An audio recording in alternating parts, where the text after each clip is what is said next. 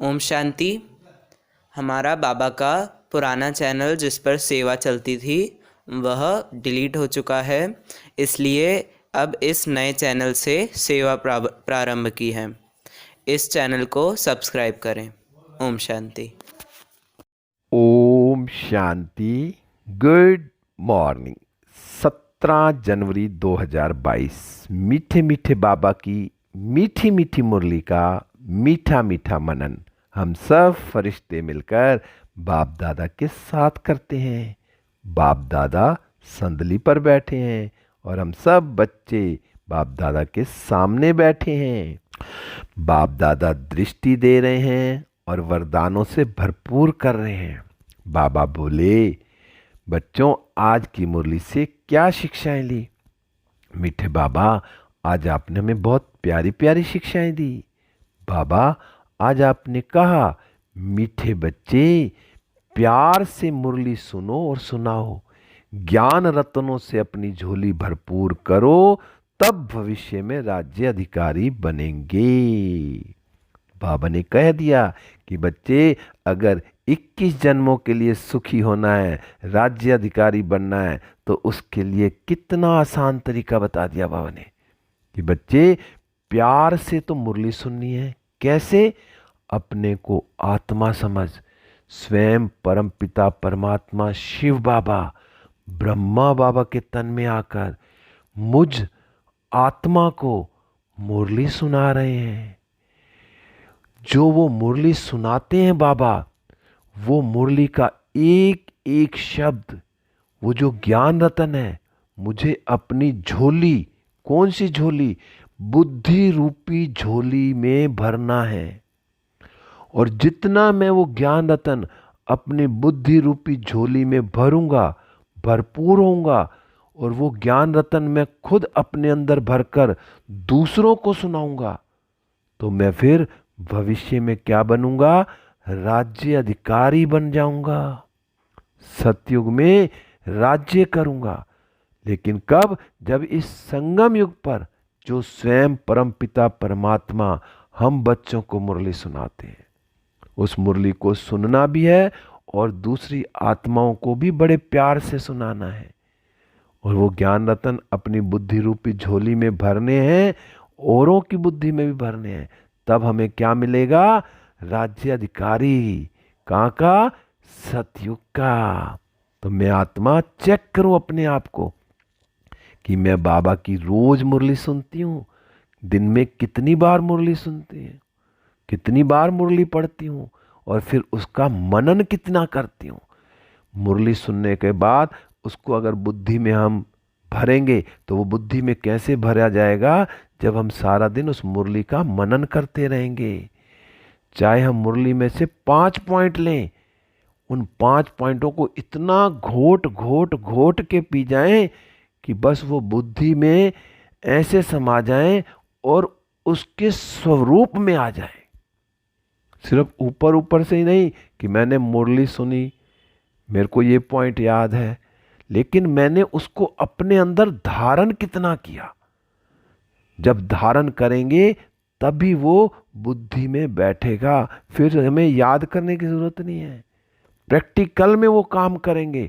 तब हम क्या बनेंगे? विश्व के जो भविष्य में राज्य अधिकारी बनेंगे, सतयुग में। बाबा ने आज फिर प्रश्न में पूछा, शिव बाबा को भोलानाथ क्यों कहा गया है? शिव बाबा को भोलानाथ क्यों कहा गया है? सबसे पहला तो बाबा संगम पर आकर हम बच्चों से क्या लेते हैं? कखपन लेकर उसके बदले क्या दे देते हैं? कितना भोला है। ऐसा कोई भोला होगा? 5 खोटे सिक्के लेके, और उसके बाद हमसे 5 खोटे सिक्के के लेने के बाद, और उसके बाद हमें क्या देते हैं? 21 जन्मों की बादशाही।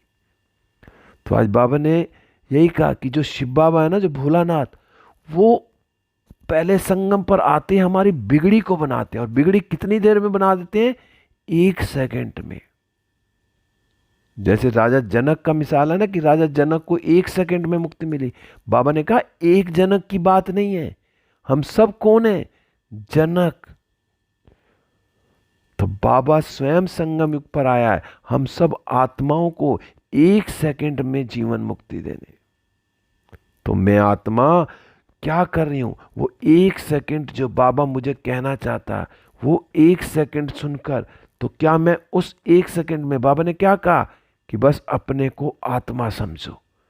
जैसे ही मैं अपने को आत्मा समझूंगी, जो मैं हूं भूल गई हूं, तो उसी 1 सेकंड में हमें मुक्ति, जीवन मुक्ति मिल जाएगी। क्योंकि बाबा ने कहाँ आए हैं, बाबा भारत में आए हैं, भारत की बिगड़ी को बना देते हैं बाबा, दुखी बच्चों को सदा के लिए सुखी बना देते हैं बाबा। कितना वंडरफुल है ना भोलानाथ बाबा, इसलिए उसको भोलानाथ कहते हैं कि पूरे भारत की बिगड़ी को बनाने आए हैं और बना के छोड़ेंगे, दुखी बच्चों को भी सुखी बना के छोड़ेंगे। हमने कहा इसलिए उन्हें सब भोलानाथ कहकर याद करते हैं, और शंकर को भोलानाथ नहीं कहते हैं, एक शिव बाबा को ही कहते हैं। कितना भोला है कि रोज हमें मीठे बच्चे कह के बुलाते हैं। दुनिया में भी माँ बाप ना अपने बच्चों को रोज नहीं कहते मीठे बच्चे उठ जाओ, मीठे बच्चे नहीं, बाबा में अमृत वेले से ही मीठे बच्चे कहकर कितना प्यार लुटाते हैं। चाहे हम खुद कितने कड़वे हैं, लेकिन बाबा हमें आकर फिर भी क्या कहता है, मीठे बच्चे। तो मैं अब आत्मा अपने आप को चेक करूं कि मैं सच में मीठा बन गया हूं। अगर अभी भी कहीं सूक्ष्म में थोड़ी सी कड़वाहट है या कहीं ऊंचा आवाज है, तो उसको भी मैं मीठा बना लूं। फिर गीत चला, भोलेनाथ से निराला कोई और नहीं, और हमारी बिगड़ी को बनाने वाला भी कोई और नहीं, एक भोलानाथ ही है। अब भोले बाबा की, जो भोलानाथ बाबा है ना, उनकी बच्चों के प्रति ना पहले पहले एक ही डायरेक्शन है, जो सदा बाबा बार बार कहते हैं, भोलानाथ की याद में रहो, अपने को आत्मा समझो और शिव बाबा की याद में रहो। बाबा ने कहा मनुष्यों को भोला नहीं कहा जाता, भोलानाथ शिव बाबा को ही कहेंगे, शंकर को भी भोला नहीं कहेंगे। क्योंकि जो हमारी बिगड़ी बनाने वाला है, कौन है, जो बिगड़ी बनाने वाला अर्थात दुखी को सुखी बनाने वाला, उसको ही तो भोलानाथ कहेंगे ना। तो वो भोलानाथ शिव बाबा है, जो भारत की बिगड़ी को बनाने के लिए आया है। इसी समय संगम पर आकर बाबा हमें कितना प्यार से समझाते हैं कि बच्चों, मैं तुम्हारी बिगड़ी को बनाने आया हूँ, बस तुम अपने को आत्मा समझो और मुझे याद करो और बाबा की पूरी पूरी श्रीमत पर चलो। तो देखो कितनी जल्दी बिगड़ी बन जाएगी आपकी।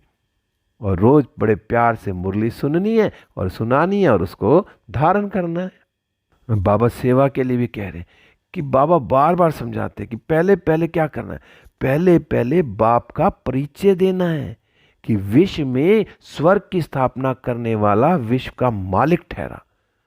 और स्वर्ग की स्थापना करने वाला भी कौन है, शिव बाबा है।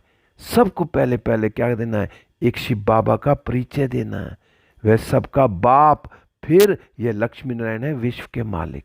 शिव बाबा तो क्या है, सब आत्माओं का बाप है। और फिर विश्व का मालिक कौन है, ये लक्ष्मी नारायण बनते हैं। बाबा ने कहा उन्हों को जरूर शिव बाबा ने राज्य दिया होगा ना, क्योंकि जो लक्ष्मी नारायण कौन, इस संगम पर जिन्होंने सबसे ज्यादा फर्स्ट नंबर का पुरुषार्थ किया, तो उनको ही तो शिव बाबा ने राज्य दिया है। बाबा ने कहा अभी तो क्या है, कलयुग है, भारत कोड़ी जैसा है, कर्ज बढ़ता ही जा रहा है। बाबा ने कहा इसलिए क्या करते हैं, सोना लेने का भी प्रबंध करते रहते हैं। भारत फिर क्या बनेगा, हीरे जैसा कैसे बनेगा।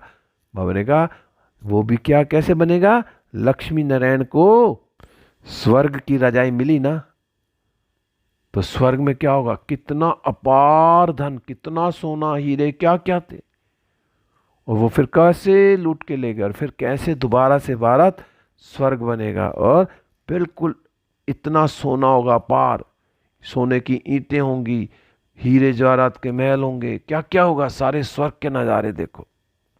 बाबा ने एक बात और कही कि तुम बच्चे जानते हो कि गालियां तो खानी है। भारत में देखो देवताएं भी ना गाली खाते हैं, और देश वाले तो बहुत महिमा करते हैं, जो और बाहर वाले विदेश वाले वो बहुत देवताओं की महिमा करते हैं। बाबा ने कहा यह जानते हैं कि यह प्राचीन भारत के मालिक थे, सारी दुनिया पहचान गई कि ये प्राचीन भारत के मालिक कौन थे, देवी देवता थे। बाबा ने कहा अभी तुम बच्चे प्रैक्टिकल देख रहे हो, बाबा ने कहा तुम बच्चों में भी जो विशाल बुद्धि है ना, उन्हों को ही खुशी होगी कि हम स्वर्ग के मालिक बनेंगे। बाबा ने कहा विशाल बुद्धि वाले कौन है? जो धारणा कर और फिर दूसरों को कराते हैं, जो शिव बाबा की श्रीमत पर चलते हैं, जो शिव बाबा ने धारणाएं दी हैं उस पर चलते हैं और वो दूसरों को भी वो उन धारणाओं पर चलाते हैं। बाबा ने कहा ऐसे मत समझो वहाँ सत्संग आदि में 5-10 हजार लोग रोज आते हैं, यहाँ तो इतने आते नहीं हैं। एक कहावत भी है ना, सब्जी की दुकान पे बहुत भीड़ होती है और शाम तक गले में कितना पैसे आएगा? 5,000 10,000। और सुनारे की दुकान पर अगर एक गाहक भी आ गया तो वो लाखों रुपए का माल ले जाएगा। तो यहाँ भी ऐसे है, ये सुनारे की दुकान है, यहाँ चाहे गाहक कम है लेकिन यहाँ बहुत कीमती सामान मिलता है। बाबा ने कहा पवित्रता पर विघन भी पढ़ेंगे, पढ़ रहे हैं प्रैक्टिकल में, मतलब आगे भी पढ़ते थे और अब भी पढ़ रहे हैं। मतलब यहाँ पे अगर ब्रह्मा कुमार कुमारियों में ये बोल दें कि ये धारणा ज़रूरी नहीं है तो कितनी भीड़ मच जाए। सब कहते हैं बाकी सब तो ठीक है, बस ये खान पान और पवित्रता की बात छूट जाए तो सब आ जाए। लेकिन बाबा ने जो हमें कहा कि जो बच्चे, जो आत्माएं संपूर्ण पवित्र बनेंगी, खान पान का परहेज रखेंगी और जो बाबा की पूरी पूरी श्रीमत पर चलेंगी, जो बाबा की याद में खाएंगी, वही फिर क्या बनेंगी? सतयुग का मालिक बनेंगी। क्योंकि सतयुग में भी पवित्रता है। वहां पर भी दुनिया वाले कहते हैं ना अगर पवित्र रहेंगे तो बच्चे कैसे होंगे? सतयुग में भी क्या है? दृष्टि से पवित्र बच्चे होते हैं। तो वहां पे पवित्रता का इतना है। यहां भी देखो कलयुग के अंत में भी क्या कहते हैं? मोर मोरनी कैसे आते हैं? आंसुओं से। बीच में मुरली में भी आया था ना, पपीते के बीज, पपीता और पपीती साथ साथ खड़े होते हैं तो फल लगता है। तो कितनी प्योरिटी है। फिर आज बाबा ने एक बच्चे का नाम लिया, बेंगलोर के अंगना बच्चे का। उसको कितना नशा चढ़ा था।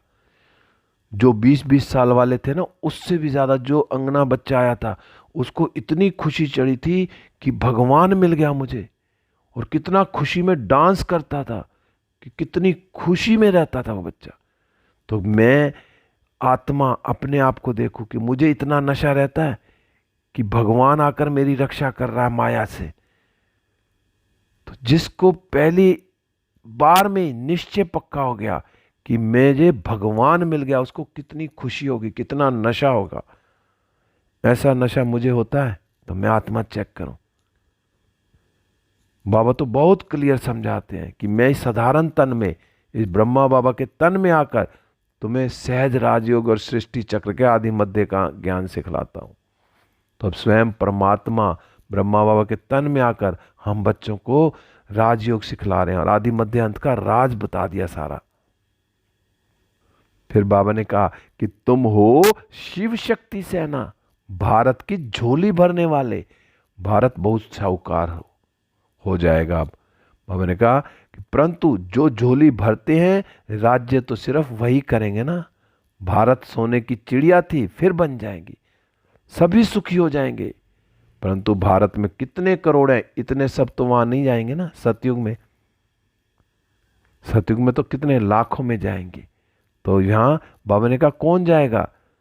जो बाबा की श्रीमत पर चलेगा, राज्य भाग्य भी उसे मिलेगा। इसमें कोई मूंझने की बात नहीं है। बाबा ने कहा,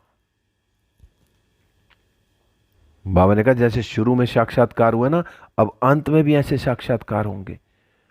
और साक्षात्कार ऐसे होंगे कि पता चलेगा कि अब विनाश होने वाला, तो सब मधुबन में पहुंच जाएंगे। ये जो मकान बन रहे हैं तो उन बच्चों के लिए बन रहे हैं जो बहुत सेवा करेंगे, जो बाबा की पूरी पूरी श्रीमत पर चलेंगे।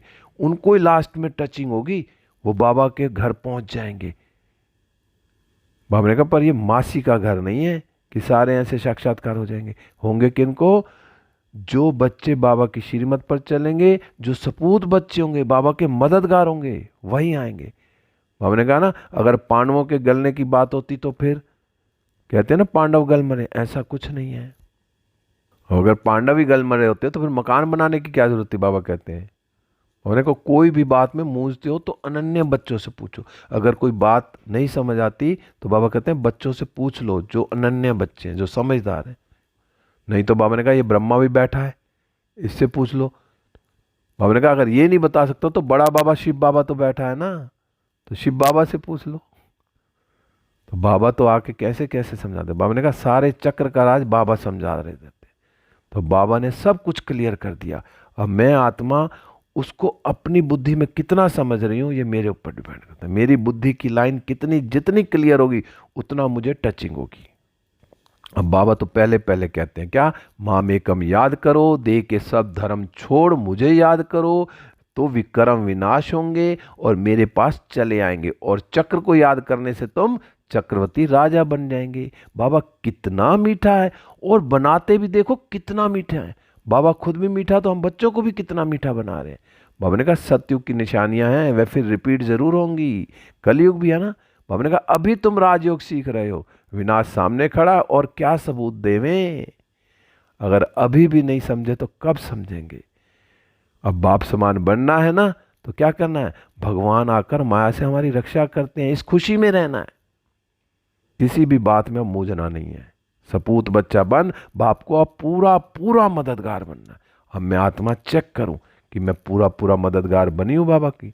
फिर आज बाबा ने वरदान दिया, स्व परिवर्तक सो विश्व परिवर्तक भव। पहले मुझे परिवर्तन होना है, फिर विश्व का परिवर्तन होना।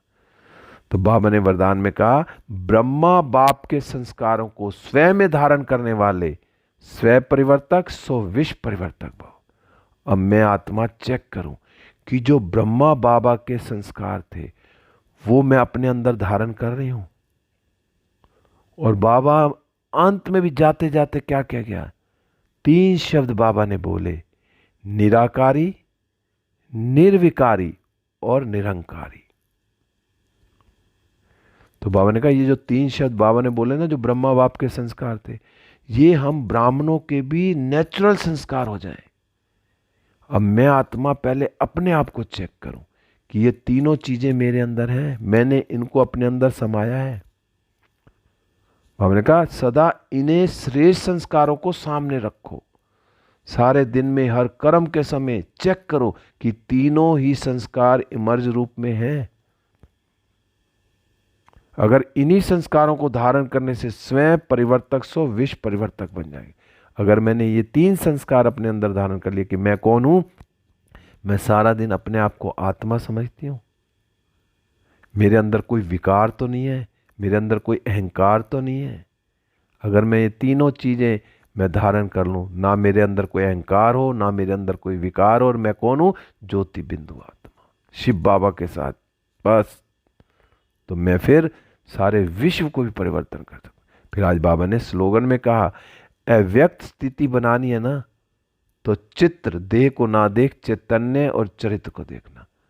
फिर बाबा ने वही बात कह दी, अगर अव्यक्त स्थिति कब बनेगी, जब मैं अपने को आत्मा समझूंगी, ना अपनी देह देखूंगी ना दूसरों की देखूंगी। अपने को भी आत्मा समझनी है और दूसरों को भी आत्मा समझना है। और चरित्र जैसे ब्रह्मा बाबा का चरित्र था, उसको देखते हुए मैंने अपने अंदर भी वही चीज धारण करनी है। तो फिर देखना क्या स्थिति हो जाएगी, बस मैं फरिश्ता। फिर आज बाबा ने लवलीन स्थिति का अनुभव कराया। बाबा ने कहा कि बाप का आप बच्चों से इतना प्यार है जो जीवन के सुख शांति की सब कामनाएं पूर्ण कर देते हैं। बाबा का हम बच्चों से कितना प्यार है, हमें सब चीज देते हैं, सुख शांति आनंद प्रेम, सब चीजों की मनोकामनाएं पूर्ण कर देते हैं। बाप सुख नहीं देते, लेकिन सुख के भंडार का मालिक बना देते हैं। सिर्फ सुख नहीं देते, कह रहे पूरे खजाने ले लो, तुम ही मालिक बन जाओ। 7 गुण 8 शक्तियां सब बाबा ने दे दी हमें। बाबा ने कहा साथ साथ श्रेष्ठ भाग्य की लकीर खींचने का कलम भी दे देते हैं। अब बाबा ने हमें बता दिया कि श्रेष्ठ तकदीर कैसे बननी है, विधि समझा दी, और वो विधि हमें बता दी। अब मैं अगर उस विधि पे चलूंगी, वो कलम मेरे हाथ में, मैं कितनी भी बड़ी रेखा खींच सकती हूँ। बाबा ने कहा जितना चाहे उतना भाग्य बना सकते हो। बाबा ने सब कुछ क्लियर कर दिया। अब मैं आत्मा कितना भाग्य बना रही हूँ, अब ये मेरे हाथ में। बाबा ने कहा यही परमात्म प्यार है, इसी प्यार में समाये रहो। अब मुझे सारा दिन इसी प्यार में समाये रहना कि जो बाबा की श्रीमत है, जो बाबा ने मुझे कहा, मैं उसके हिसाब से चल रही हूँ, तो मेरी तकदीर बनती जा रही है।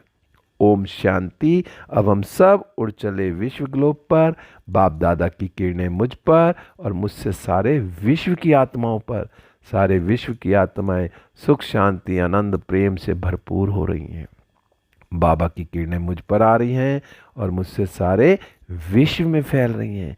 सारा विश्व सतो प्रधान होता जा रहा है और मैं फरिश्ता बाप दादा के साथ सूक्ष्म वतन में बाबा से दृष्टि लेते हुए वरदानों से भरपूर होकर वापस इस देह रूपी मंदिर में हूँ। बाबा की किरणें मुझ पर और मुझसे सारे विश्व की आत्माओं पर सुख शांति आनंद प्रेम और पवित्रता से भरपूर हो रही हैं। ओम शांति, ओम शांति, ओम शांति।